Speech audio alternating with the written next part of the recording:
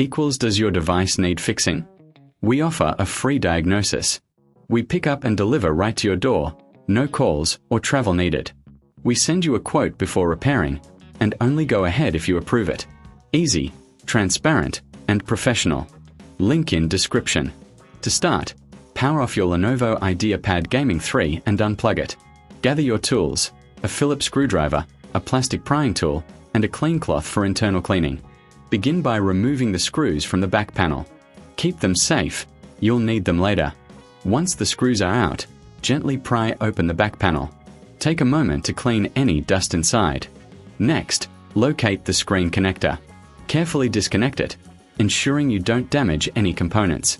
Now, move to the front. Remove the screws holding the screen in place. Gently lift the screen away from the frame. Before installing the new screen, do a visual inspection for any damage.